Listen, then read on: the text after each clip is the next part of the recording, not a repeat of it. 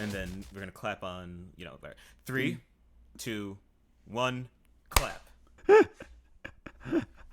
That clap got Jim all excited. She's coming over here. Oh, yeah, here she is. All right, yeah. Looks like I've got a buddy this episode. That's good. That's good. What I think that we've really been missing as a podcast is an all visual joke. Just every bit of content that could be derived from it is a sight gag. And a level hazard, in my case. And a level hazard. True. I guess a muscular dog and a maze of cables is... I like that that's your go-to adjective for her. Yes. Dude, it's true. Look, I spend a certain healthy amount of time in my day on power cleans and thinking about power cleans and watching videos about power cleans. And then I go to your house and I get mogged by this fucking dog. And she's had puppies, too. And she's had puppies. Gemma's routine, as far as I can tell, is pant at human, which I guess really works the core. I mean, as far as I can tell from her distribution, it's sort of like a pole exercise, like a big compound thing. You spin around a whole lot too, like spin around like an insane dog. She does that enough, not like all day or anything. Was she the one that figured out people saying like cardio kills your gains are all crazy people, and the internet has driven us all mad? She's also in push-up position all day long, which can't have nothing to do with it. That could be the secret. That could be the secret. By the way, everyone, this dog chat here, pretty much the best evidence you're ever gonna get that I'm a human fucking being. Anyway, welcome to Weeaboo Hell. It's Weeaboo Hell. For those of you joining us for the first time, or those of you coming back to it because it's been 2 fucking years. Well, family podcast. We decided to do a recap discussion of Naruto, basically just because it hovered so long over a certain era of anime, but we didn't really remember, like, is it better, worse, as good, as bad as we thought? And we thought it would be fun to actually just look at the material as it is, with some hindsight, without any council wars or anything hanging over it. And this is the 7th part of that effort, I guess. We do this in 70 chapter chunks, so this is 420 through 490. Nice. Yeah, nice. Very, very nice. So this is the weed episode. If you love drugs, partake. If you hate drugs, you still have to do them to watch this episode. You just really have to. I don't make all the rules, but I make some of the rules, and one of the rules is you just gotta do drugs to watch one. I don't even do them myself, but now you have to fucking do them. Do benzos count? Benzos absolutely count. Okay, cool. Especially if there is no doctor involved. Okay, well there is, but I get half credit, I guess. Yeah, you get half credit. Like, you get the opening verse to a McGruff the Crime Dog track, you know? I can't believe that album's real. Okay. I'm taking them very responsibly, too. It's true, it's true. Which brings me to my secondary point, now you have that context. We left ourselves all of fucking Naruto to read. Dude, have you ever come back to a game you were 55 hours into? I usually just start over, but I was not going to do that this time. I was not going to do that this time. Like, I'm sure I would have enjoyed, I don't know, hitting the Chunin exam arc or something again. But I also would have had to go through the original Darkness monologues, and the Darkness monologues just never get better. They get worse, actually. They get less and less tolerable. With every passing chapter, Denard. With every passing volume. I'm further and further convinced that, like, God's light has left this world because he allowed Kish to create Sasuke. He allowed this manga to be published with this fucking asshole still not edited out of it. When it comes to his monologues about vengeance, and it is something with the character, because he has other edgelords ranting about darkness and it's tolerable. I don't know what force field surrounds the Sasuke verse. Maybe I should just get into the comic. There's a lot of ground to cover. It was a loaded 70 chapters. It is eventful. There's a lot going on character-wise, event-wise. We are also all over the quality spectrum in this one. Yeah, it's a nice little microcosm of, you know, kind of what I've made up my mind at this point about the series, which is that Naruto is spiky. It is such a spiky comic. It is a very spiky comic. I think in hindsight on this recap, just because of the way this comic is and its spikiness, the most useful parts of this recap are probably going to end up being this episode, the second one, and the last one. Because they sort of represent these fears that in the public memory, in my memory, even in the plot outline of Naruto, are just what it is, what's defined, like the original appeal in pratfalls, its peaks, its valleys, and the graveyard. Oh, yeah. We take our first steps into the graveyard at the end of this particular chunk, right? We do. My inner lawyer also tells me that I should acknowledge that I do think that these numbers are going to be wrong. Feel them. They've got truthiness to them. If you remember Stephen Colbert before he had to, like, improv interviews every week. These first 30, to me, are probably the best part of this series, I say. I think they're up there. It's at least a strong stride. That would be our middle position. It's a strong showing. I think I'm going to argue that the series is at its strongest, like, right after the tuning exam arc. The first time they did this arc. Oh, yeah. Oh, man. Oh, I figured it out. Denard. Well, everyone, we could skip parts 8 through 10 of the Uzumakiad. We've cracked the fucking case. What if he rewrote the series and it was basically just ninjas playing tower defense? Because it just seems like the series is just at its best when Konoha's getting invaded by some dickhead or another. And how? Now, when it comes to this variation of Konoha getting invaded by some dickhead or another, our dickhead du jour is named Pain. Do we need to reintroduce? Okay, yeah, alright, yeah. They sort of do the prestige in terms of how his fucking powers work and everything this time. Yeah. So here's Pain. He's like 6 guys. It's actually 7. Yeah, Pain is 6 guys. He's actually 7. His backstory is he's basically a kid from Somalia.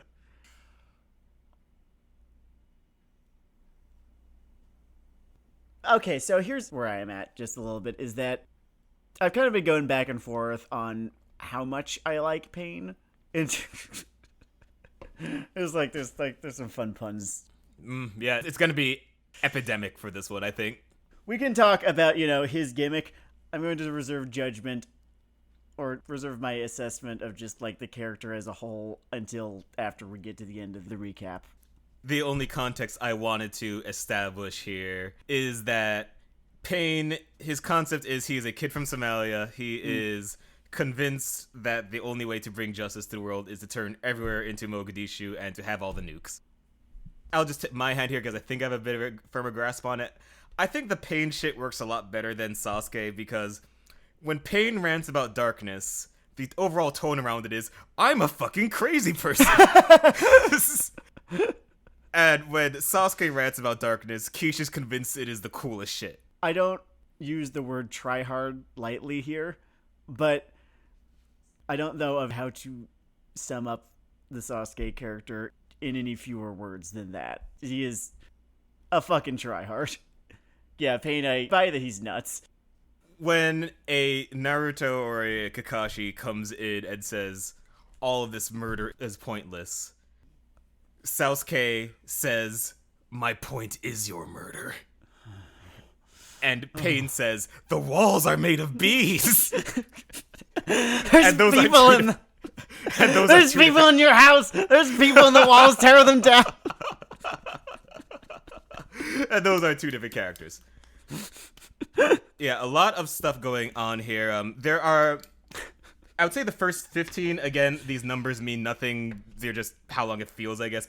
You've got 15 or so chapters here that are small encounters of essentially the different bodies having little 1v1s throughout Konoha while he hunts for Naruto because he just wants to have a conversation. He just wants to talk. Come out of the car. He just wants to have a conversation. It's okay. He just wants to talk. If there's a little bit of a weak point to this arc, it is the fact that Naruto spends the beginning of it just off having a training arc. It is very much there to be a setup for him, like, coming through. Yeah.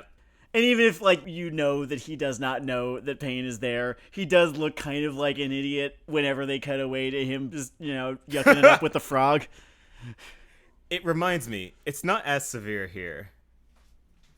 But way back when I had to get into that old Gamergate SPU episode for like one of those dumb fucking article things, there is a scene where the entire Special Victims Unit department of New York City is at this convention. And through no fault of their own, a felony, it's like a sex crime, is unfolding on a different floor of this convention. While your brain knows they have no way of knowing what's going on here or preventing it, whatever, seeing them on screen and cutting through the crime and seeing them on screen and go, hey, idiot. That's not a logical thing.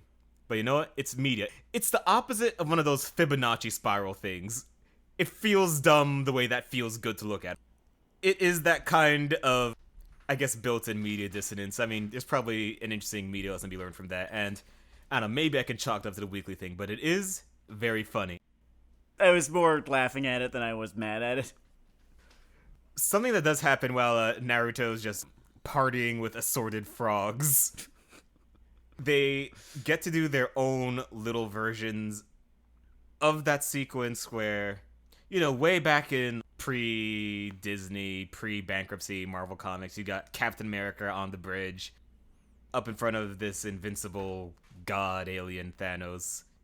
And he says very calmly, you know, suck my fat nuts. Oh, yeah, and like 6 different people get to do that. 6 different people get to do that here. I know that sounds akin to a double beat, but it's satisfying here because this whole thing has been about him as this outcast, and this is sort of his coming out of actually being that hero of the people he's been yammering about. Yeah, it's a really, really good final arc of the series. It's a great final arc of the series. It's a really great conclusion to Naruto that we get. But we get people from nameless jobber to fan popularity poll tyrant Kakashi, all doing their version of the Steve Rogers suck my fat nuts spot. And I know I'm using crude, stupid terms, but that's because I can't emotionally connect to things or people. But I really did enjoy each of those sequences, the different ways it played out for them. I almost enjoyed each of these sequences and the way that they played out, except in the case of one character. And it's the same one as always. Oh, which one of your unfavorites is this? Okay. Tsunade remains. And it's not her fault, right? It's not her fault. Oh, man. But she remains one of my least favorite elements, not just of this arc, but of this entire series. And it's such a shitty fate that I feel bad for. It's a shitty fate for her to be like this little microcosm of Kisha's substandard batting average writing women. Kishimoto would have lived an easier, happier creative life if he just took the out the back he guy did, said, you know what this is, you know what I'm about, welcome to the men's room. Fuck me, man. Part of me just wishes that Kish had envisioned a manga that had an entirely male cast, because at the very least, if there were no women in this series, then he would not actively be insulting them every time one was on panel. It's baffling. It's pathological. I don't understand why... He can't stop himself. They all become one person, kind of. They're all one fuck-up. It always feels like the same... I have 2 favorites from this. I'm going to sequence break a little here. Forgive me in terms of if you prefer, I don't know, linearity or sandy, but this is at least topical continuity. But we haven't seen Ino in a while, right? Remember her, Ino? We hadn't seen her in a while. And the first time she comes back, she is crying. And she is crying about Sasuke. Yep. And then she disappears for another 100 chapters. Yep, it is the only thing that she does in these 70 chapters, folks. She cries. She cries about Sasuke. And, dude, I know you know how these shonen things work. You know there's somebody in their fucking new basement room. They're entering their rebellious teen years. And for whatever reason, Ino was their character. And your fucking version of throwing that teenager a bone is having her very poorly chosen idols come in, scream, Sasuke-kun! And then just fall back out of the story. Amazing. Anyone who's listened to our Korra episodes knows that I can empathize. If that was you listening, and you had hitched your wagon to Eno early on, and then, later on, what happened. I'm sorry. I understand. I can only assume that a lot more of you had your wagon hitched to Tsunade. If you've never read or watched this, she is in the wonderful world of theory, the ninja version of the president from Metal Wolf Chaos, in the thick of things, fighting, punching guys out. In practice, instead of screaming at her evil vice president and throwing him into orbit, which would have been a cool fight that we never got in this, I'm just realizing that, whatever, it doesn't matter. Yeah, why didn't she... That's a whole other thing. Why am I even asking? Go ahead. Like, why didn't they have her do a cool thing? But instead of doing any of that, she's mostly unconscious. She gets punked out. She talks to slugs a lot. She's got a lot of slugs. She's a white mage. She carries phoenix downs and potions. She's a healer and caretaker. Just what a coincidence. Really just bringing back the moms from the confinement in the basement manga. Yeah, that whole business is actually... I don't know how much I've gone into it, if at all, over the previous 6 episodes, because it's boring. It's such a pedestrian form of sexism. Sexism classique. It's fucking weird. Okay, Tsunade in particular. It's not as though Quiche is completely oblivious to the fact that he maybe has not done the best job here. Like, he seems to care a little bit about fixing her credibility by having her, be the strong, decisive leader at the beginning of what I've been calling, Payne's live show at the Garden. The Garden is Konoha, and the live show is him swashing it. But this is a shonen fighting manga where a character's credibility and really their validity too are both directly tied to the power scaling element. Yeah. And in a shonen fighting manga, you cannot come back from how he introduced Tsunade, which was shows up, nearly gets put on a shirt by a B+ player, and then cries, without finding at least an A- player and putting his ass on a shirt. But he doesn't do this. Quiche doesn't seem to be willing to go that far. It really does not help her that she spends the entire part of this plot that's about presidents pointing at presidents in a failure coma. Not a normal coma, specifically a coma from her failure to protect this village. Yes, yeah, that's the other thing, is that she... I don't know if she cries, but she does get owned real fucking hard and spends most of these 70 chapters in a failure coma. It's not a career highlight. I have a bee in my bonnet. Let's hear your bee. Okay, there's this thing that I've sort of just been thinking about a whole lot insofar as shonen and shonen fighting manga, right? Which is the power scaling thing, right? And right, eternal subject of 1,000 eternally sprawling flame wars. Exactly. That's just the point, is that not every shonen fighting manga has a power scaling element. I think Full Metal Alchemist avoided it, but Full Metal Alchemist might not really be considered a shonen fighting manga now that I think about it. I don't know. It's a fantasy. I don't know.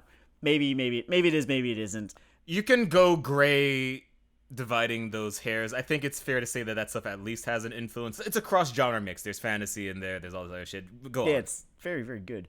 When it's there, when the power scaling element is definitely there, it kind of fundamentally changes the way that you engage with the story and the characters, doesn't it? There's still all the usual suspects, just regular building blocks of the story or whatever, but the addition of the power scaling and then that one-to-one power level credibility relationship that it creates, it reminds me of how we engage with sports more than how people engage with fiction.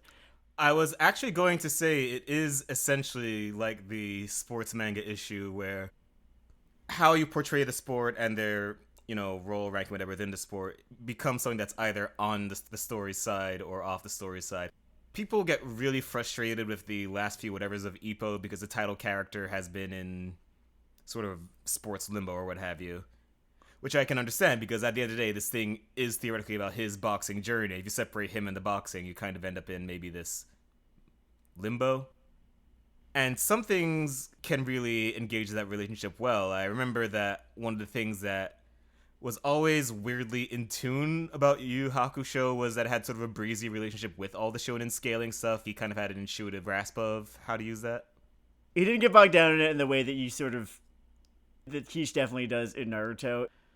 There's something to be said about escalation, and Naruto for certain escalates, where Yu Yu Hakusho kind of just, here's one thing, and here's a different thing, and now we're gonna go do something else. Mm-hmm. I guess the difference in kind, I suppose, kind of helped him out there. Yeah, and I think that over time, Jump editorial, when it came to their action series, they have not let go of this ghost, but maybe they've learned to, cut their steroid pills in half. Really saw how glomped to these systems people can get in terms of their engagement with a property. It has a nicotine kind of effect on the action fans' brain. Yes. I'm not sure if it's a good or a bad thing. Like, is there a wrong way to engage with a text? I don't know. Like, that you're engaging with it means that, like, something's going right. It's making you feel something. That's its job. What I would say is very possible is that's very easy to be blind about what part of something you're looking at and why, and it leads to a lot of misattributions. I think to this day there are a lot of people that can't figure out why some characters or arcs or what have you don't work for them in some of these shonen things, and they pin it to a more conventional storytelling problem and it makes me sound like the biggest dork in the world, but it's a part of this format. The author has just screwed up the pro wrestling booking Excel sheet of who should be fighting for the championship at this point. And who should have won that particular match on Raw. And you can say that that's not something story should be about, and that's true, but if you buy a ticket to Singing in the Fucking Rain, you might hear some songs at some point, and you probably want to, check that the violin section's in tune and all that. Yeah, that's a good way of putting it. I'm trying to be fair here, right? And I'm trying to think about shonen power scaling, and I'm trying to think about the times when it has worked in the series' favor really well. And I don't know if we do this now or if we do this a few episodes from now, but one of the things that happened during the time skip was I threw up my hands and I was like, okay, fine. It is that good. It is, in fact, one of the best ever. I watched / read One Piece, right? If you think his relationship to this comic is demented and weird in terms of a siege of even trying or tasting it, do you want to know what's even weirder?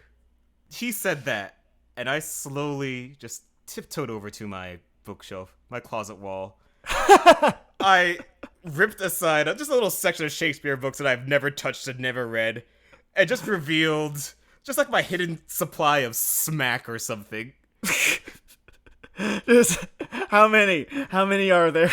The Oda books I have been mainlining, there's a number of them. There's a 2-digit number of those. I enjoy the pirate punching. I enjoy Looney Tunes Pirate Show too. It speaks to me. For those of you listening who are current with it, there's some very promise of the premise when power scaling is done right. When you've got two characters who fought one another to a standstill once, years and years ago, and they come back and the power levels are different now. They are very, very, very different now, and it becomes immediately fucking obvious. And that's really, really fucking fun. And on the opposite side of this, right, you can create a really good way of engaging with this whole power scaling thing. But on the other hand, it's kind of a razor's edge you walk. If you fuck up, then, a character who should have won, right? Who's otherwise a really good character, a really well-written character, has got a really great art, no one will care anymore because they got punked. For the record, because reading comprehension is dead and you just sort of brought this one full circle, what Sam is saying here is that for reasons that are unclear to all humans, around every girl in Naruto, Kishimoto will cut a whole promo about we're gonna take her seriously this time. This time it's for real. This is our gal, and he will immediately punk this person out like Ashton Kutcher. It is reflexive. It is immediate. In this chunk of chapters, I'm gonna have to poke through. I'm not gonna read the entire fucking thing in order to prove this. Not again. I'm gonna poke through. I'm gonna find all of Sakura's appearances after Kish gets bored of her. Because I'm pretty sure that most of them are someone telling her not to come to, whatever thing, or to stay behind, or no, we've got this, or she's crying about Sasuke, or Sasuke is there and is about to kill her. Look, we all have someone in our lives that promises us change and does not change. They are drinking the next week. So if you are reading this and someone comes in with, high heels and a ponytail, and they knock out a monster, and they say, it's gonna be different this time. It's not going to be different. Kishimoto is of a different generation on that topic.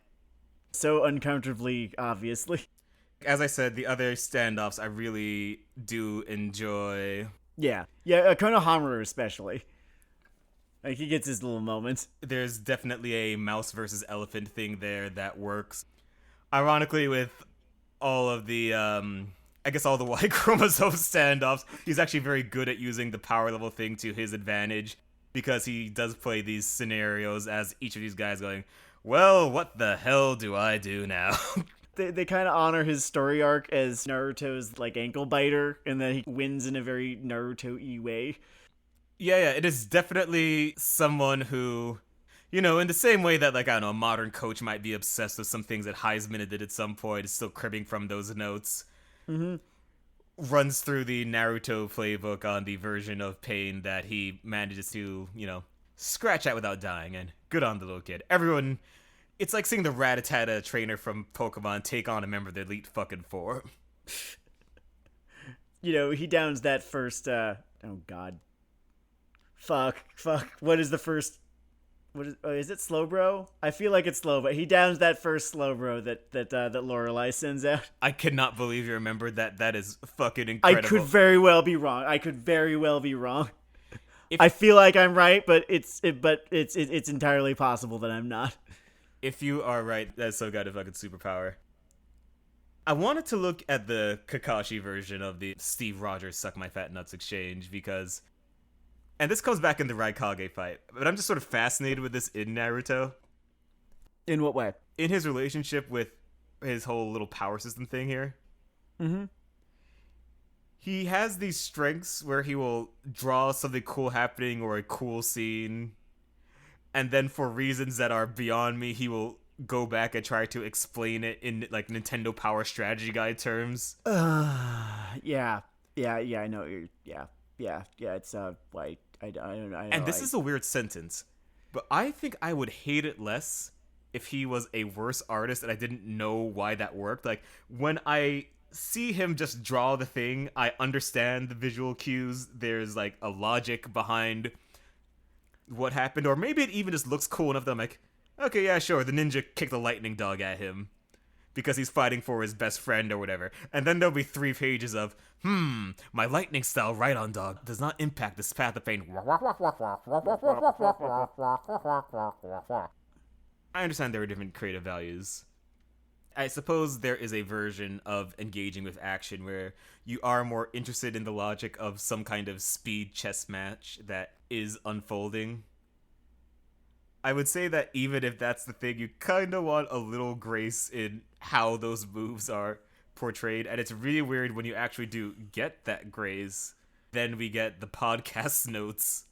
I'm wondering what that better version, what that, speed chess thing that is apparently enjoyable. No, it's I do get it, and it is done well sometimes. And I'm just trying to figure out, how to do it in a way that is not insufferable like this. And I think it is, your power system has to fit, in a couple of paragraphs, really. It has to be intuitive enough that some briskness in the storytelling is possible. I think to this day that is what entertains people about a lot of the Iraqi fights. I think it has something to do with this. I think the less you, the reader, have to remember about how all of this shit works, the more effective it's going to be. Which is why, when a fight involves less, people countering one another's, fucking Magic the Gathering cards, and more about, like, okay, here's this element in the physical environment that I'm going to use to my advantage here, right? And that's, just something that, like, someone reading this could be like, oh, yeah, he ducked behind a rock. You could do more than what I did just now. But you can grok it just by either, like, looking at it, or it doesn't take very long to get from point A to point B in terms of why, the dude did that and why it worked just now. I think you're doing a little bit better there. I'd say there's something to that. I think even dramatic framing makes a difference, because going back to this, when Naruto shows up, he has this big damn hero moment. Nice posing and all of that. Oh yeah, that actually kind of rolled. Yeah, that page fucking rolled. He has his hot new powers. Yeah, beast mode. It fucking rolled. All that stuff is great. There is this thing where he cycles back to explain how there are always two shadow clones doing the thing that enables this super mode, and I am screaming, I don't fucking care. Why the fuck is... yes, that, yeah. I think that's almost the magic of reading Naruto, is that both of those things are from the same brain. You have this genuine underdog story here, orphan kid, he's got a double werewolf inside of him, and he's finally coming back to this village as Superman. We're just wizards now at this point in Naruto, and look, you're either in or you're out. I'm actually kind of okay with it now. I think I'm just getting old. It's funny because, like, samurai show up later on. The samurai are so funny. I don't know why they did that, but it's really goddamn funny, yeah. I don't know which samurai enjoying person in Kishimoto's life betrayed him so dearly that he had to DDT the concept of a sword-wielding noble through a table. Ninja were samurai. That was there were samurai clans that just, like, knew the terrain of, Japan pretty well, and you could kind of, like, get around, off-road, and sometimes you could sneak into castles, and there's... Really? I thought that samurai were the little NPCs in Dynasty Warriors that Sasuke mows down like corn. But Pain. I want to hammer on Pain. Yes, Pain, yes.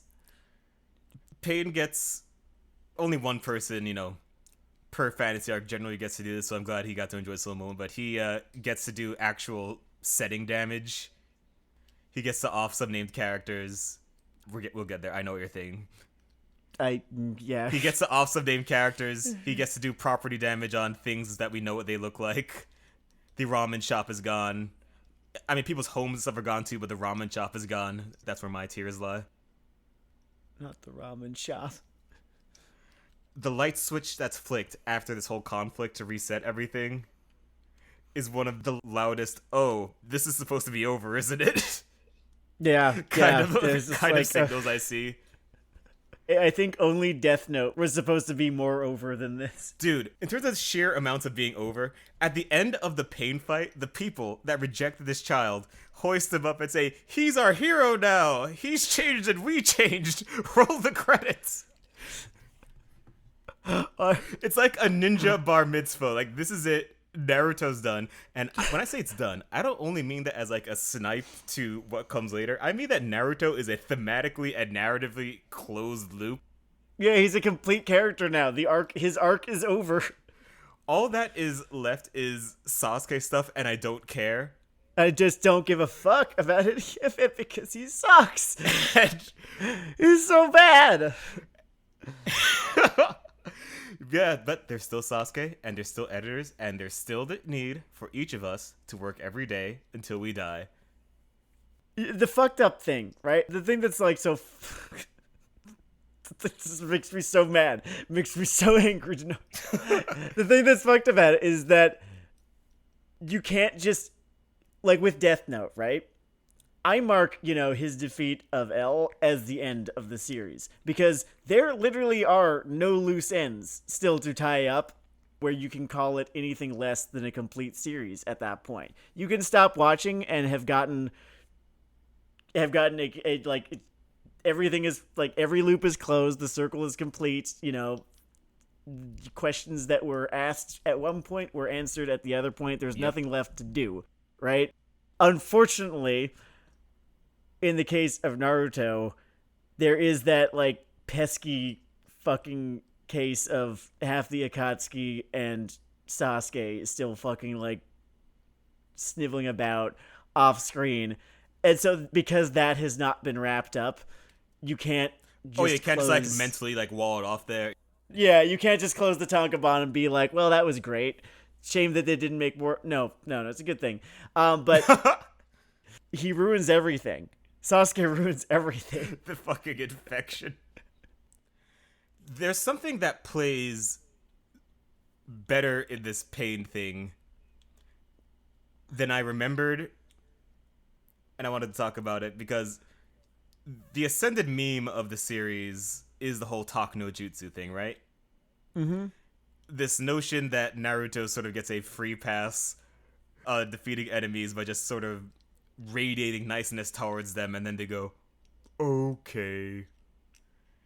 And it's funny to say, it's funny to do, and I'll repeat that shit over and over again, but it is kind of a straw man for this part because it's basically what the series is about. And we want stories that are about things, and I actually do respect the agenda of this is someone that lives in laser knife world. And he's just walking around trying to say, what if we didn't? Like, what if we did? It doesn't have to be this way. Yeah, I think that was the strongest way that they could have resolved the pain thing is with talk no jutsu. Especially just like given, all the work that he does to his credit, setting them up as, foils to one another. And another thing I did notice is that there was just a lot more pushback in the talk no jutsu process than I remember or I think there's Jenny credited for. Because he comes in with the opening, we really shouldn't. You killed my entire family. Fuck. Okay. Okay, but beyond that, and my friends. Okay, yeah, I know that was rough. Alright. That guy was a dick. Admittedly, we have some shit to discuss. Yeah.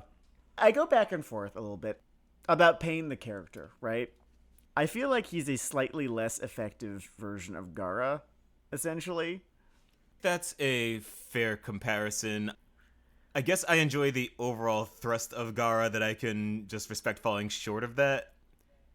And maybe it's also because I just spend the latter half of these chapters with Sasuke, who is just the second worst rendition of this archetype in the series and this eternal mirroring thing. It is like walking around all day in New York in 98-degree weather with a sewing needle like 3 inches deep into your testicle. Yes. Yeah. And I'm going to be extremely generous and extremely mean to two core parts of the series here. Yes, go. Because Kishimoto is fixated on this mirroring of the happy-go-lucky believer and the edgy font of darkness, right? This pair recurs throughout his mythos. Mm-hmm.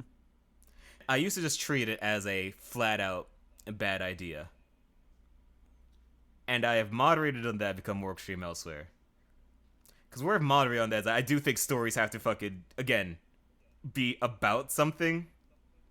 And there are versions of this pair that work, and echoing just happens along works in War and Peace and all that other shit. Yeah, it's just, it's just a poorly executed idea.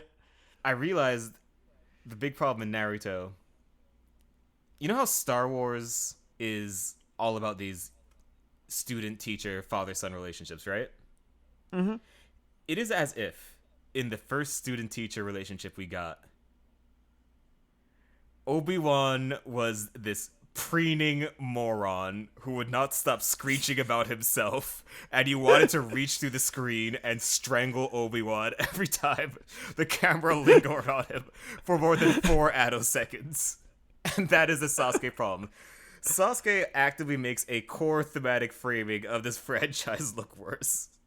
Okay, I was gonna save this for the end, but I would like to add to your take, if I may. Mm-hmm. There was a way, and it wasn't even a difficult way. It was, in fact, a really easy way that he could have made Sasuke work just as a character, as an element, and thus further the whole what the show is about, whatever. You know what? Actually, fuck it. I'm gonna call it a show because that is where my brain immediately goes. Yes, it's a comic. Fuck you. What this fucking thing is about is the dark broody guy, Darkness. and then the irrepressibly, sort of optimistic guy, right? Mm-hmm. Every time Naruto tries the talk no jutsu, and I think that's where it gets the bad rap, is when he keeps trying it with Sasuke, right? Because their friendship prior to the latter's heel turn, Naruto and Sasuke, Mm-hmm. it wasn't believable. It needed to have been a foundationally important aspect to both of their characters, and it really wasn't. They talk about it like it was, but it fucking wasn't. It's like they were on the same basketball team for a semester. Yes. Like it's like one of them got traded at the deadline, and they were on that team together, from August into, late September. That's the most that you can say about them. It needed to be demonstrated as important, to both of them, right? Mm-hmm. It needed to have been important to Sasuke, too. It can't have just been important to Naruto. I'm sure you know that it's important because he fucking talks about it all the time, but I feel like it should have been important to Sasuke, too. He was not the type to make friends, and, maybe it should have been important to him. It should have been that he and Naruto were friends. That could have been a really, really big deal. And, maybe Kish can tell me that it is, but I never saw that. He was kind of just a sniveling dick the whole time. It is a problem. It is one that you think you could, I don't know, maybe put some plaster over the cracks given how many flashbacks you go through here, but maybe that's asking too much. And in fact, this thing is 800 chapters long, so maybe I understand not exploiting that particular path. One note that I would make, partially because it just entertains me, is I think that another difference between other Talk no Jutsu iterations and this particular one that dominates the rest of this franchise, and in fact the second half of this episode once we get out of the pain arc here, is that I think other Talk no Jutsu things kind of feel a little bit more like a hostage negotiation, whereas the Sasuke ones feels like someone's texting their ex again.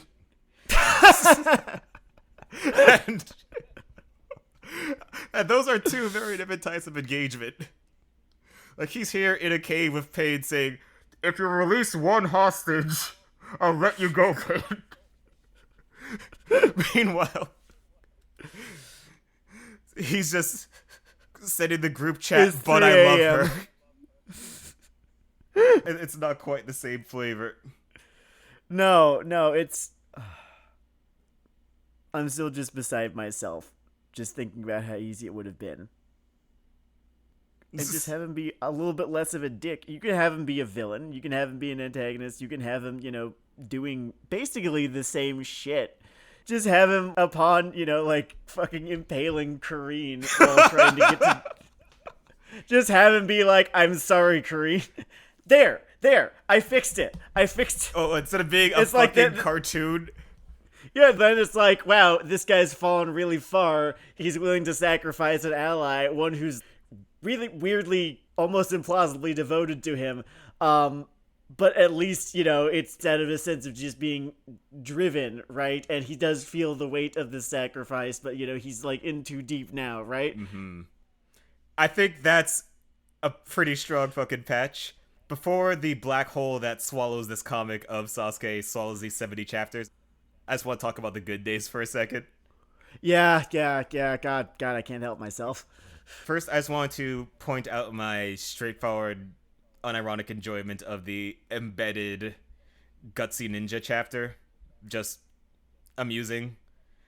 I think dramatically the idea that he was thinking of Yahuko the entire time he was writing this embedded thing is a nice touch. I wish the word cute was less negatively loaded because it's the word I would use for what I kind of get from that. Not Yahiko, it's Nagato, Nagato, right? yeah. I had them swapped. The idea of the Jiraiya I was thinking of Nagato the whole time is just, it's a nice little cap there. Yeah. And just like this sort of, what is it? Like, give up on me giving up thing being a thing that he borrowed through, Jiraiya's novel from Pain. That's great. Yeah, and it gets towards that whole shared humanity thing that for some reason he could write across most character pairings in this series, have this one tumor surging in the center. I don't think I'll ever truly understand. And then again, we get that closing shot of Naruto the series in which our hero is hoisted on the shoulders of his fucking village like it's his quinceanera. And the credits start rolling down. I hear, "Don't you forget about me." And as Naruto draws to a close, a comic called Sasuke begins. Yeah, it fucking does. Oddly, in the same way that Naruto kind of comes out the gate strong with that Chunin stuff, the Gokage stuff, there's a lot of fun stuff in there. Yeah, I could be a total fucking sourpuss from now until we get to the end of episode 10. I feel like I should be looking for things to like about the next 250 some chapters, just for my own sake. That's a good approach, and it's kind of weird for how often things drag to a halt for explanations in this, that there's as much brisk world building in the Gokage Summit as there is. Because it all makes sense, because it's based on politics. Like, people can get their head around politics. You don't have to memorize, like how exactly, like the Fire Nation's, like imperial diet is structured in order to get, like why things are the way they are. That's one of those jokes that improved for me 5 seconds later, by the way. I like that. Fire Nation's imperial diet. Okay. Today's vote on the air nomad invasion has gone. They're an expansionist superpower. There, done. Bang.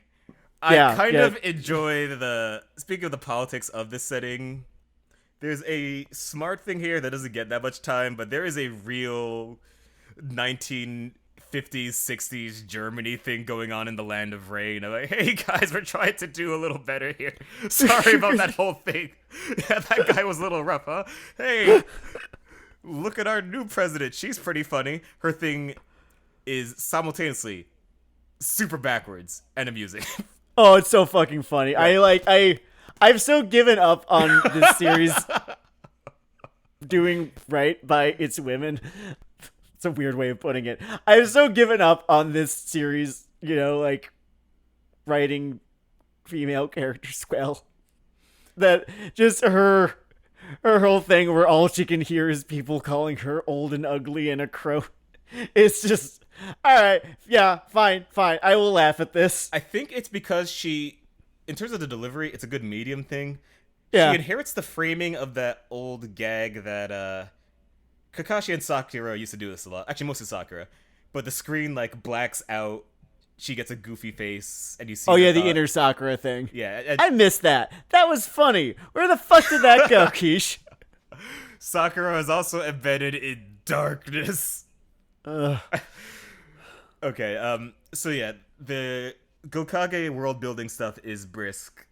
The Raikage is a very amusingly rendered dick. Oh yeah, I want to talk about him for a second. Yo. You know the whole conversation about media literacy being dead? Mm-hmm. Okay, I have some empathy for the types who are driven to a moral crusade against a character as though like they and their actions are real and have actually affected real people, right? And they're not just being played out, in a pretend world where, you can look at them and be like, oh, what if that?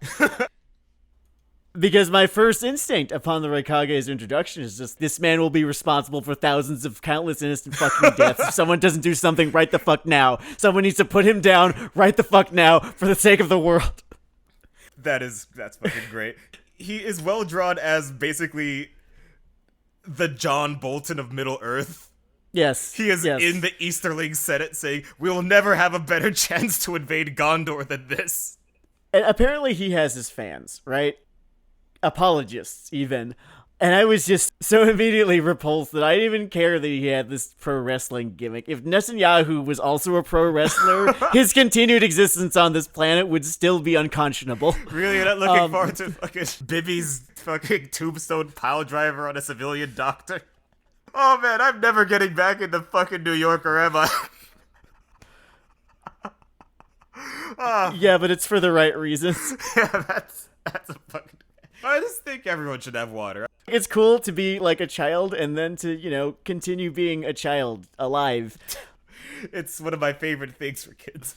So, that is an amusing thing. He does evoke those reactions. I was rooting for Sasuke to kill his ass. I mean, that's the kind of line he's trying to draw here, in that I think he's worried about boiling the frog too quickly in terms of how relatable Sasuke's, kill 'em all kind of thing is. So he needs a John Bolton in there. So you're like, maybe kill the president. Maybe do that. Maybe, just aim a bit left so you don't just clip his ear. Like, really get at the brains. I'm never getting back in the fucking New Yorker. Okay. I'm right. What I'm saying, everyone, just exhale before you shoot so your hands are steady. Fuck. Okay. I can... All of that aside, I was kind of squinting at the whole Team Taka thing here for a second. Mm-hmm. Because there's a fascinating thing in Naruto where I'm trying to decide if it matters that they suck. They're the ones from the Mist Village, right? No. They are Sasuke's underlings. Oh, yeah. Okay, yeah, never mind. Maybe it doesn't matter that they suck because every faction in Naruto is a 10-year-old playing a Pokemon game and they only train their starter. I like this metaphor.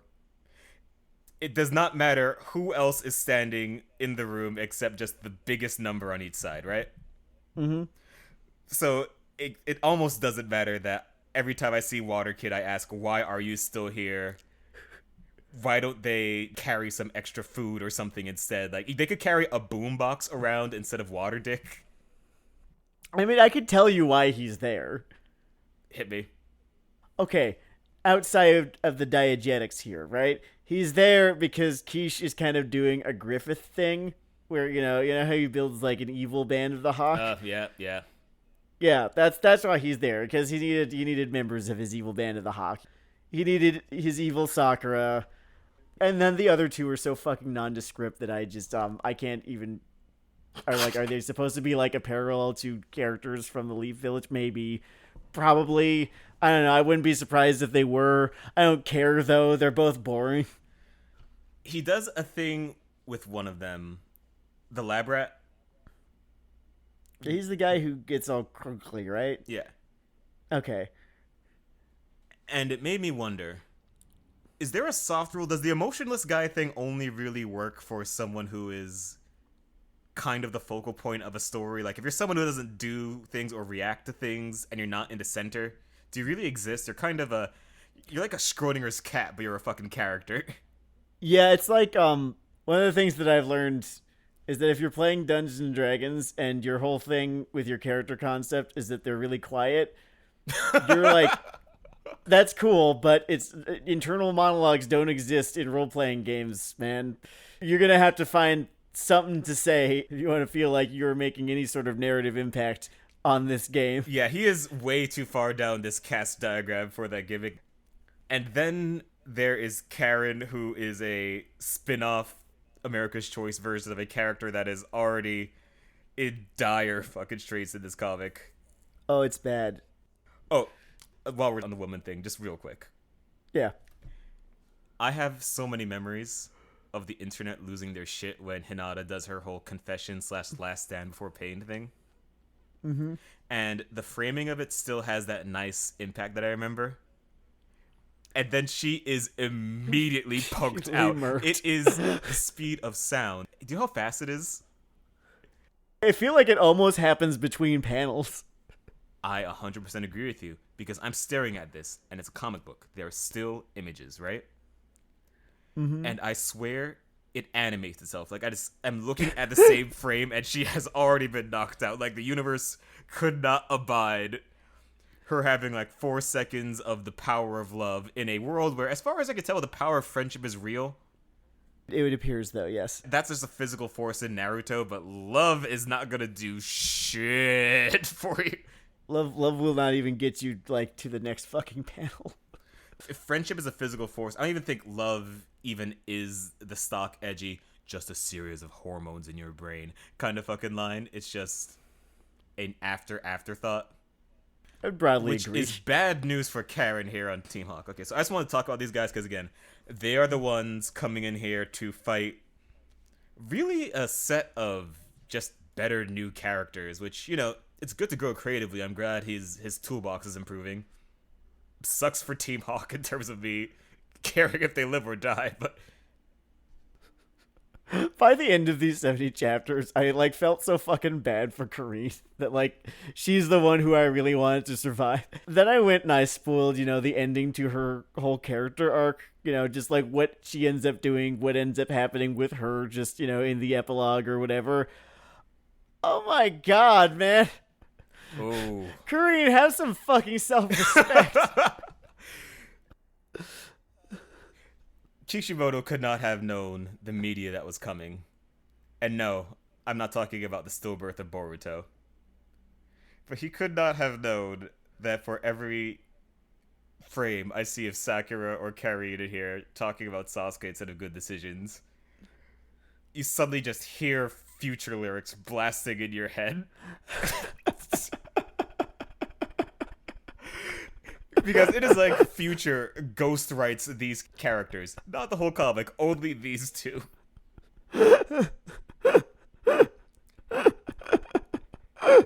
And if you're going to take this approach, you know what? I think she's gone for the royal flush. I think literally every woman of his generation should have just had this relationship with Sasuke. Every line, 10-10, Tamari, everyone, just always talking about Sasuke. It's already unsalvageable. Why not just... Oh my god. I want to talk about a good thing now. Sure. So the entire back and forth with Sad Boy and the Raikage is just fun. Which one's Sad Boy? Sasuke. Oh, yes. You know what was also fun and also fucking fascinating? Gaara's in this arc, right? Because he's the Kazekage now, right? Yep. He's completed his character arc and proves himself in this arc to be just one of the strongest characters in the series, not in terms of power level, but just in terms of just being a really strongly written character who's like, wow, there is catharsis to be had here, right? He kind of gets one of the more complete, cohesive, and clear beginning, middle, end arcs to a personality in this comic. It's great because sometimes when a character completes their character arc and they're still there, you wonder why. But no, you know exactly why now, because he has this scene with Sasuke where he's like, stop being an edgelord, read a book, go outside, take it from a guy who knows. This both made me love this guy more, and it made me aware of something fucking fascinating. Mm-hmm. Which is Naruto in its spikiness, right? In its inconsistency in quality, offers a truly, truly rare, somewhat disorienting experience of watching a well-written character interact with a poorly written one. And the parts that the well-written character are saying, you know, the dialogue that they've got is good and, you know, satisfying and makes sense. And shows development and so on, where all the other character is up to the same old forced, nonsensical, poorly motivated bullshit. Other inconsistently written shows, comics, whatever, they don't really do this. Like, usually, It is bizarre. Like, usually everyone is elevated or dragged down by the water level. Yeah, it's like it's either, oh, this is a good season, or, oh, no, this is a bad season, or like, oh, yeah, this is a good episode, this is a bad episode. Usually it's either good or it's not. This is both at once. It is this moment that so belongs to this show and this show only, because it is so good and bad at the same time so often.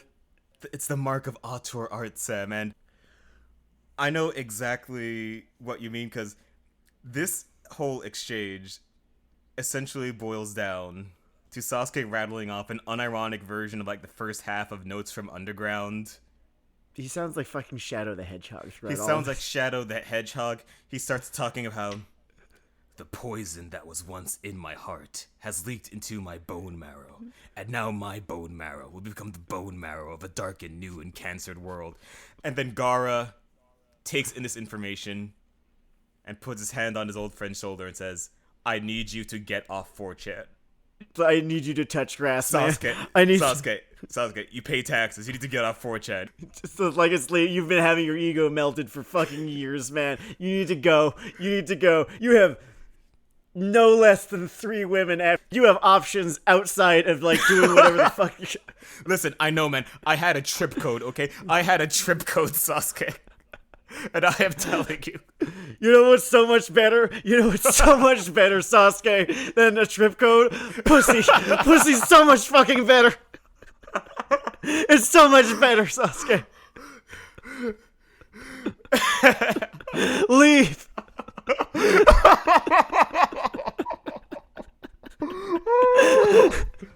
Get off of your laptop.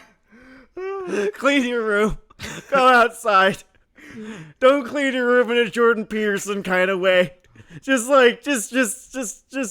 do it for you, because it'll feel good to have done a task, and then leave the house. Talk to someone else. Ask them what's going on. You'll be surprised at how fulfilling you find it. That doesn't sound like darkness.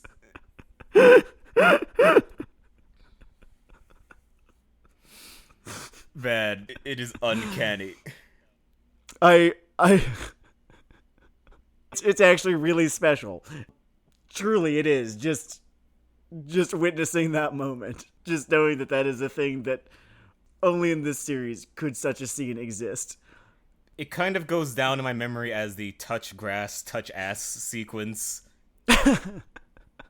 It's kind of proof in the pudding that you cannot say that Naruto is this, average series. You can't call it mid or anything. You can't really do that. It is good and it is bad at once. And you cannot, add those up and divide them by 2.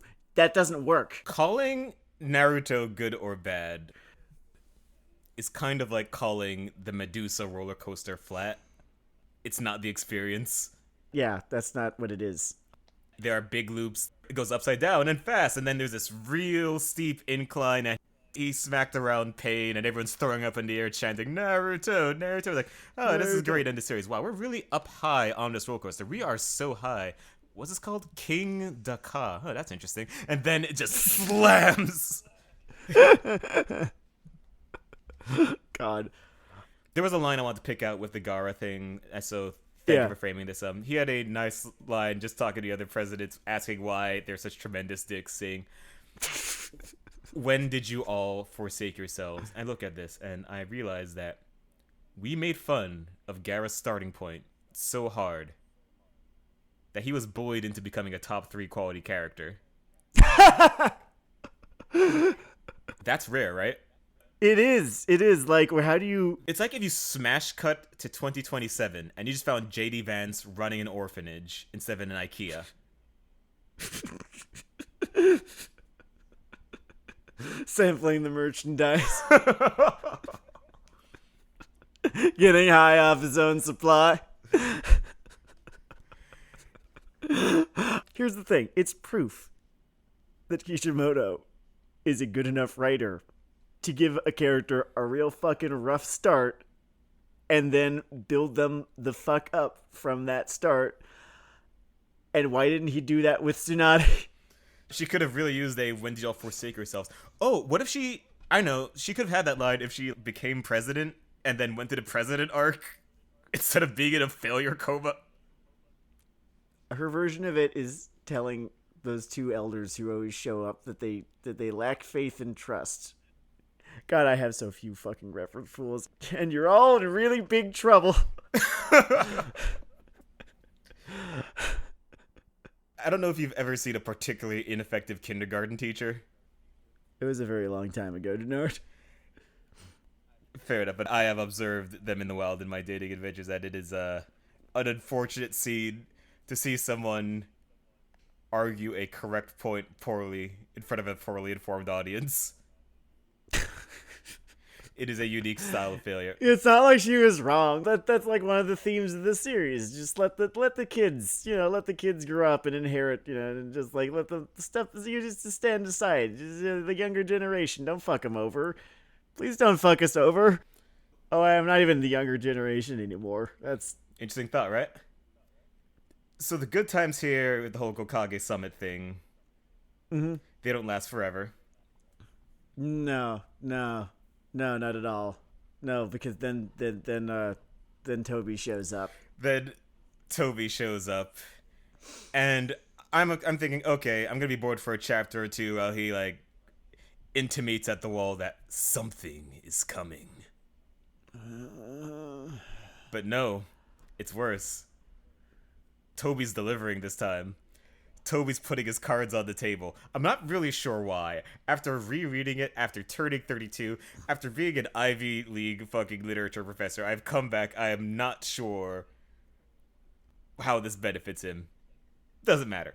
Doesn't really fucking matter. Because his plan is a unique one. His plan's a special one. Get it. It's one you've never seen before. He wants to take all of the intelligence of the world and make them one. You sure you don't want to capture the eternal dragon while you're at it, Toby? You sure you don't want to do a colony drop? Maybe a rumbling too. Did you want to do a rumbling?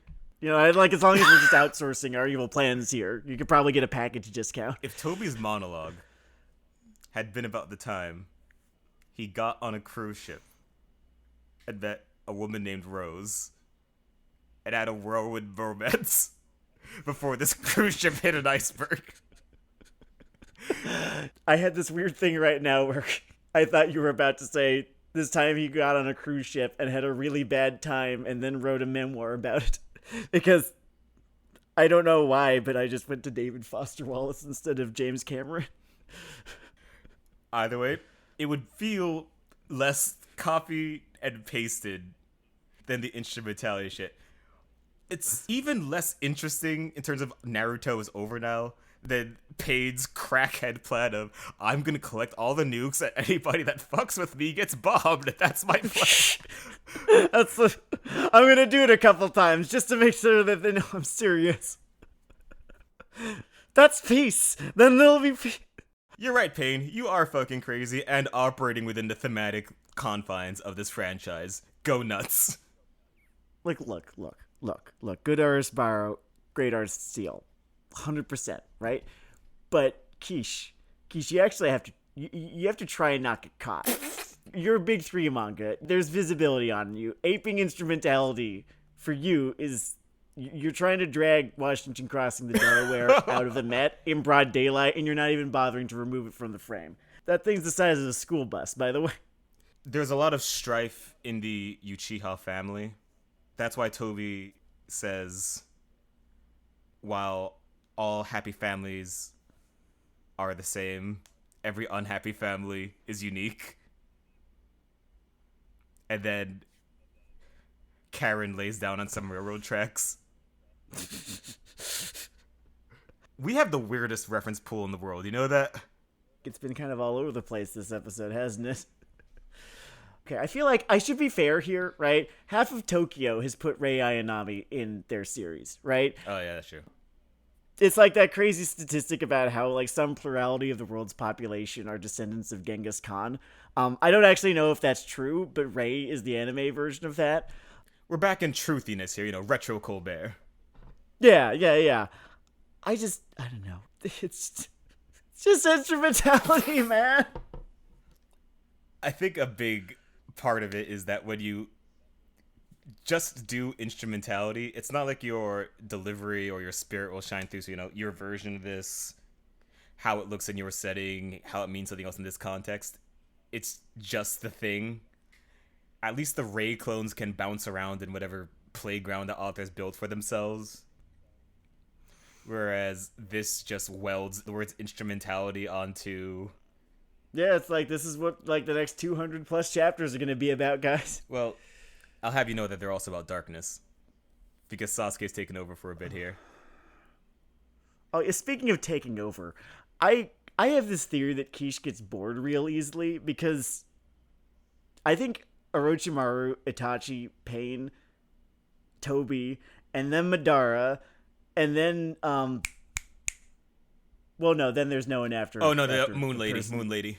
No one takes over after her, yeah. right? All of those characters were supposed to be the big final bad guy when he first wrote them into the story. Orochimaru was absolutely supposed to be. Yep. Itachi was supposed to be. Pain was supposed to be. Toby was supposed to be. And then Madara was supposed to be. And it makes it real clear that he was making shit up as he went along. Truly, the Dickensian week-to-week writing emerges when it comes to who is the main antagonist of Naruto and why. And I know that there are a lot of people who have fond memories of Madara and bantering about Madara and how tough and cool he is. And I just want you to know that your childhood joy is wrong. You are a stupid child. It's funny you bring up Dickens, because Dickens is, proof that there's literally nothing wrong with, writing week to week, doing it as you go. It's just the published product. That's kind of what matters here. And I don't know how interesting it'd be to pontificate here on why Kishimoto should or shouldn't have had a more complete outline, especially because Shonen Jump might as well be Hyboria with how likely it is you read a premature end. There's a sort of a gambling element to it, right? Because each of those potential final bosses, I would have given a different letter grade for how much I would have enjoyed that. And I wonder if I just would have ever said a word if it had just landed on, like, Pain, Orochimaru, Itachi. Yeah, like any of those three. We were talking about roller coasters because, like Orochimaru, he's interesting. Itachi, is he more or less interesting than Orochimaru? I don't know. Maybe there's a dip there. And then, Pain, he's more interesting. Itachi had a voice which isn't deep, but it helps with writing and flavors a thing. Yeah. And then after Pain, it just got so much less interesting. That was the big on the roller coaster. You're not going back up. It's a tough fault. So there's a mini arc. I can't place it chronologically because it's kind of on an island. But there's a quick fight between Killer Bee and Kisame. It's a fine action bit. It has a really funny version of that thing where something cool happens and someone explains it for no reason, which I just want to underline. Yeah, it's really, really fun thing that we love. There was just a moment where Kisame is in the middle of posturing and Killer Bee almost impales him to death with a pencil. And that's a cool ninja thing, and it's a little goofy like him, and because of the visual cue of the energy thing, I already know it's chakra or whatever the fuck. So we just move on to the next beat without, my god, he's throwing in a chakra enhanced pencil. I hate you so fucking much. I hate that you do this. I don't know if I'm too fond of Killer Bee as a character. I have absorbed so much racism in media in my time. It is like I've burnt off the ends of my tongue.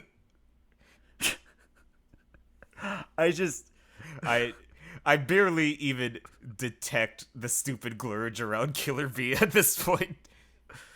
Sort of like how my eyes have gotten just a little bit glazed over with the whole, this show is so bad to its female cast that the whole fact that all of them are healers just like is a thing that I sort of just take as a given and don't even talk about because it's so fucking obviously bad. And then there's like Killer Bee. I've just focused on how annoying his whole gimmick is. The commitment to the rap bit is something I might have admired if I had read the story in summary instead of beat-to-beat panels of, you know what? If you're a fan, here's an easy out for you. throw the localizer under the bus.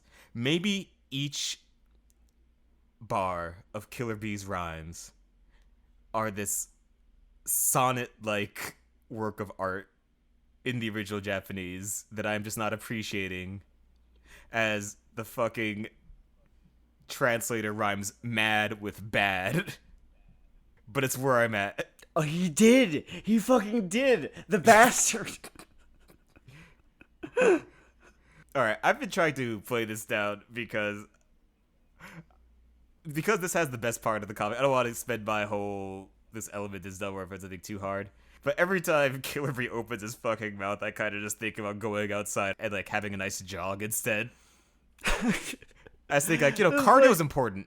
I'll take my skateboard to the bike path. It goes down the Hudson. It's nice. You're by the water and you don't have to hear someone rap mad with bad while fighting for their life against a shark man. Really great way to give Kisame a push. I'm just reading it's like, eat him, eat him, eat him. Eat him, you're a shark, eat him. It's like, dude, I believe in you. Come on, Akatsuki is on a fucking roll. This is your time. You're like the best one. You're like the best Akatsuki guy. You're like your shark sword guy. It's like they actually did kind of kill it with your character design and the whole thing. Fucking You're the one who does pull-ups, you say funny things while other ones rant about darkness, which is... Wait. It might be kind of a tiny thing. Do you think if someone in Hawk took Sasuke's thing less seriously, it might have been that inch more tolerable? That's an interesting idea. Yeah, I wonder. Because I remember Itachi is wandering around in the shadows, and Kazami's like, hey, buddy! I think I had this immediate, oh no, because I think I've seen that overdone because, like, we have reached the quip event horizon. Not in this, but just in general in media. I think I'd like it as long as it didn't get too quippy. I keep going back and forth between Taka and Haka. The comic says Taka, the old anime said Hawk. It's just the different localizations, whatever the fuck. Wait, they were called Hawk? I think that's just a translation thing. Yeah. Like H-A-W-K. I think that's probably just what Taka means. George Washington crossing the Delaware. Oh, Jesus. Yeah. You have to try to not get caught. I didn't even draw that fucking connection. Oh my god. Okay. Fucking A. We have two big topics we do need to get to. I need to talk about the Sharingan-off. The Sharingan-off is fascinating to me. You probably have a lot more to say about this than I did, because at this point I was just like, well, it's this again. I'm just gonna like fucking okay. So we have Danzo, this malign, cynical force who has hijacked the village during Tsunade's absence. And then she comes back for a climactic face-off against everything she stands for. Just kidding, go fuck yourself. So Sasuke and Danzo face off. Well, Tsunade is in a failure coma. And I think Kishimoto's fucking with me. I think he's fucking with me. Because Danzo reveals that the thing sealed in his right arm this entire time has been more Sharingans. He has been collecting them like Beanie Babies. My theory is that it's just a case of him, like, writing himself into a corner. Just what could be underneath the bandages this whole time. Sharingan? Yeah. So, a corner, I don't want to say unfair, but I think that the fans fucking loved these things. And he fucking loved these things. And as far as people interact with this property, you and I are screaming in the corner of a loudly packed shit concert. They don't know that Sharingan sucks. Only I know the truth that Sharingan sucks. And they have a Sharingan off. And I don't even think the fucking Sharingan thing sucks. I think what sucks are the Sharingan on Sharingan fights, because they both have the fucking reality revert thing in 3 different forms. And when it's reality revert versus reality revert, I stopped caring real fast. Oh yeah, real fast. I just like, guys, you both have Sharingan. Could you just like, do you want to just make a pact and just, here's a gun for you two? But you don't have Mysterio fight Mysterio. It's interesting to see Illusion Guy fight I don't know, Spike Man, Brick Man, shoot fire out his nostril man, because there's a dynamic there. The illusion on illusion thing is just chapters of nuh-uh. Nuh-uh. This is a thing that had the potential. He's relatively conservative with it, outside of the Toby thing later. So I kind of have to give it to him. But it had the potential to swallow this fucking comic. I know it's a Sharingan power called the Itsunagi. And the Itsunagi says, nuh-uh. Oh yeah, he does a fucking like King Crimson thing where he just kind of no, that one didn't count. In this fight, where both people already had illusion powers and were trading nuh-uhs, there was a double nuh-uh. That was the one thing that I actually like remember the most from this fight, because I gotta tell you, my eyes kind of glaze over when we get Sharingan on Sharingan, which happens so frequently. It's a wonder I even know what's fucking happening in this For comic. someone whose whole clan is fucking dead, there's a lot of you guys running around. God. The most prolific dead clan in human fucking history, I can tell you that shit. Yeah, he had them kill, took the eyes, whatever. I read it. I know I make a lot of jokes about obedience being brat or whatever on this podcast, but I have a lot of degrees. I'm smarter than you. Okay, I can work heal too. Okay, so there's an amusing thing I just noticed here with the Sharingan progression. Mm-hmm. Which is, you have level 1, take in information, analysis, copy, whatever. Level 2, put out information, illusion shit, drawing a path for the fire thing. Cool. Mm-hmm. Level 3, a fucking Gundam. Oh yeah! And That's the Amaterasu or something, or is that the fire? Wait, which one's the Susanoo and which one's the Amaterasu? Because one of them's the fire and one of them's in the Gundam. I believe Amaterasu is the fire, Susanoo is the Gundam. And Okay. I was kind of interested in how the Susanoo makes less diegetic sense, but I accept it. And the Itsunagi makes more of a pattern sense, and I fucking hate it. And I realized something about media and people.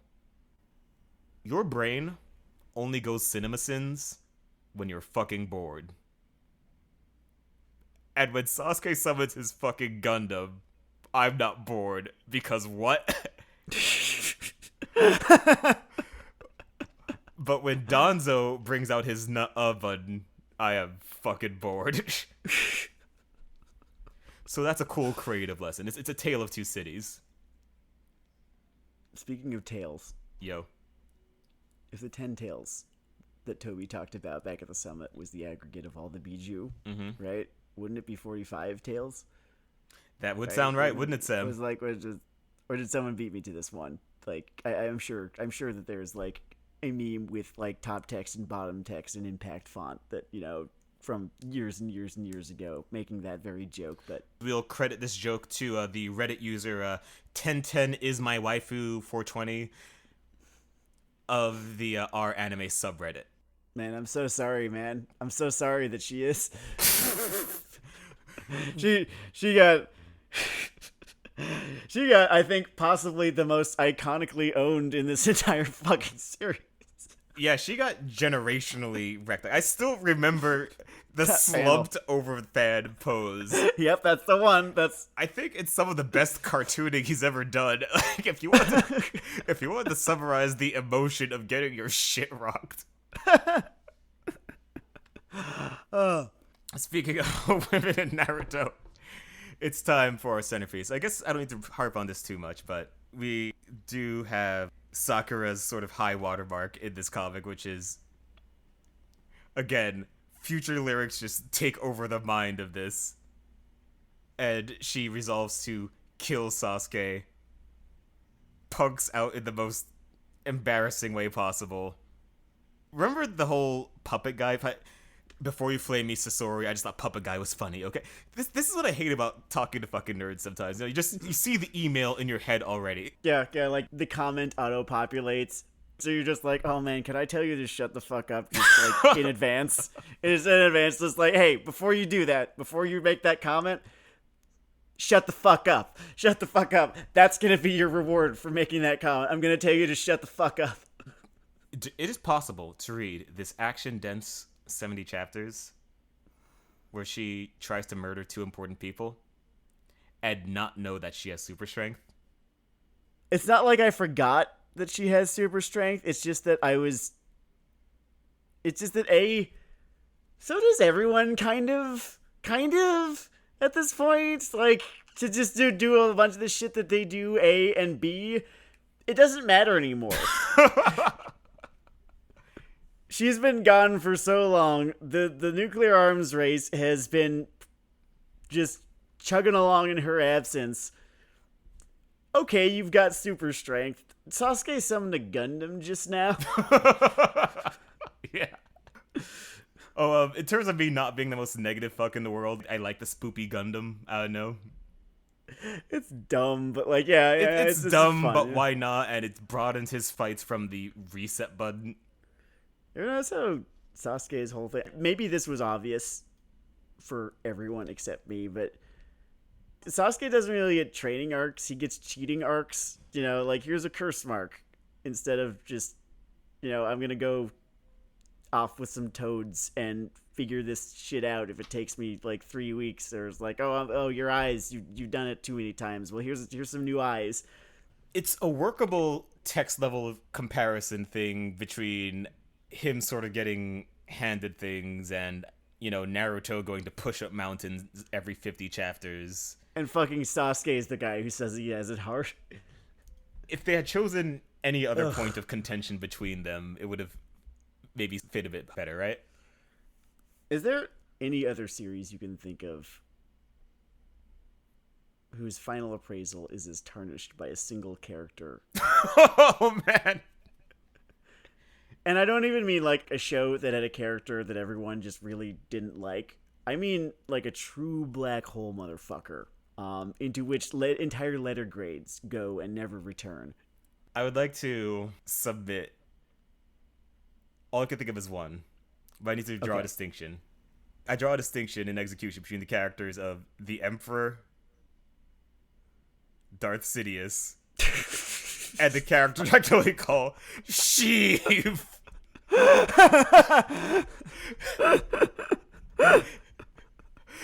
Because all caps Sheev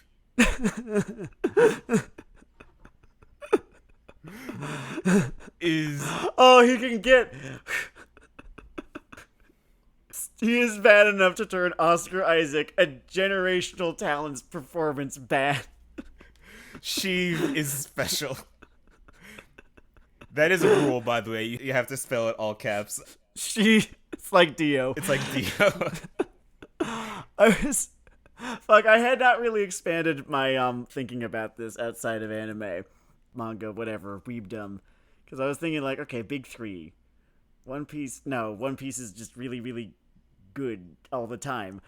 Bleach. No. Bleach is safe from this because the whole cast is so uninteresting that it actually makes it way harder for any one of them to drag down the class average. Yeah, I would say that character writing wise, they're pretty consistent, and that's not necessarily a compliment, and it's not a compliment at all. I'm insulting you. It's absolutely no. I'm insulting you, Kubo. your people are boring.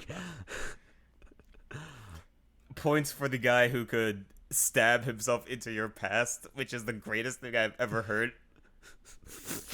I love that shit so much. I wish that was the concept of a spin-off.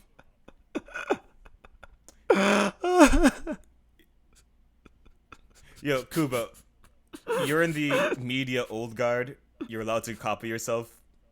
Revisit that point. Do that one again. That's so fucking fun. I will read a 300 chapter comic about a man who can stab himself into people's past. That sounds like a Matt Fraction miniseries. Right? Bonkers. Okay, so Sakura decides to take on the pain of her generation, and instead of let Sasuke be murdered, which is bad, she is going to murder Sasuke, which is also bad. The moral economy here is getting really complicated. I had this whole bit planned where It's too late now. I had this whole bit planned where I was going to bring up the fact that she's gonna 1v1 Sasuke for the kill. And then I wasn't gonna say it. I was just gonna take it at face value and just talk about how hard that must be for her. just like that's a personal sacrifice right there. I wouldn't, her friends want to stop her. I'd want to stop her. I didn't want that would be a lot to live through right there. Man, I don't know, man. I think she's coming for the belt. I think she's going to take it on this random Raw. I don't have jokes anymore. She just deserved better than this. Dude. She deserved better than me, coming up with a joke where I don't mention the fact that she'd obviously get her fucking ass handed to her within a panel. There is a world where you can imagine her fist approaching Sasuke's face and not exploding like glass thrown against the steamroller in this whole thing's power scaling thing. But it is not the world of Naruto or the Uzumakiad where she's going to clean his clock, She's going to take him out. It's going to be a major upset. I remember Sai, who I think Keisha has kind of a fun handle on him. Or maybe I'm just amused because he's the one who gets the lines of just, look, none of you have the fucking juice, okay? Sasuke's got fucking LeBron's body and Jordan's personality disorder. This shit's not happening. You'll be dunked on in an illusion loop that goes on forever. Go home. Go home. You can't. You don't want this fight. And that's something. There's a very strange conversation. I'm not even gonna call it good or bad. I'm not even sure I fucking get it. I mean, I get it. Okay, once again, to avoid getting shitty email, I understand what Kishimoto is telling me here. I am just saying it's an odd plot point. Mm-hmm. But it's when Naruto says, I know through, the beating of our ninja hearts, if you and I fight, we both die. Did you get a letter or something that did you get one of those fortune cookies that says... Did you do you have a tarot reading done? How do you fucking know? How? Oh man, I wish that Kane had not become a Nazi. That was a really good opening for a houseway, and I was going for it, and then I just heard him apologizing for Hitler in my brain, and it sort of just died on my tongue. I don't have anything besides rip at this point. Anyway, this 70 chapters...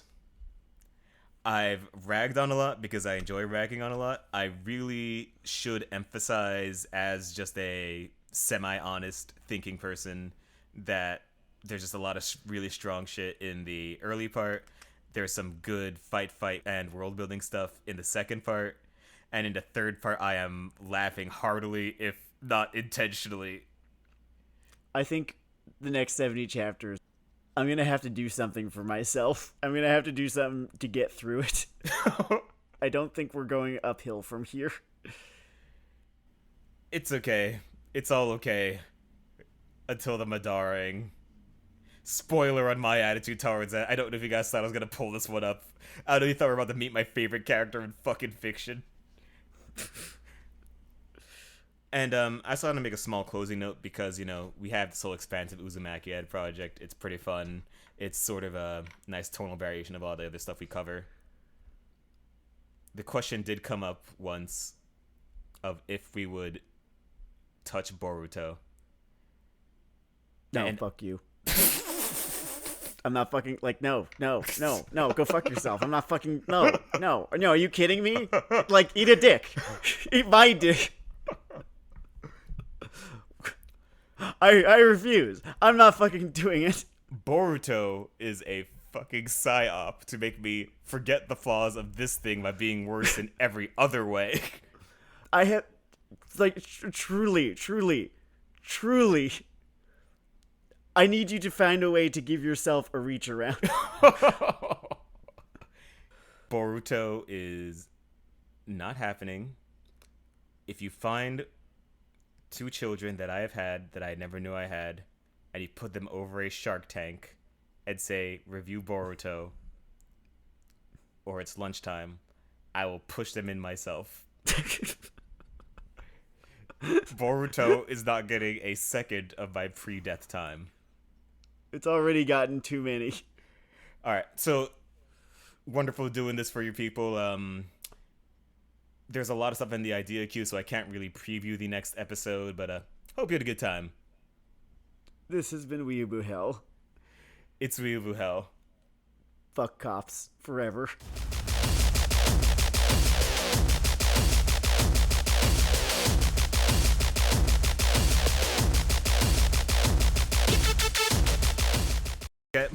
Okay. God damn it. We need to pause for a few minutes. There's like, sorry, the dog. She's activated. I kind of wonder if I can get some kind of audio extra out of that. That was a fascinating effect. It sounds very slapstick. She just like charged in and then charged out. Give me 1 second. I'm going to close the door somewhere. Okay. Okay, that's the only time that's going to happen. I assume you don't live in a constant bed of chaos. Or maybe you do. I don't fucking know. But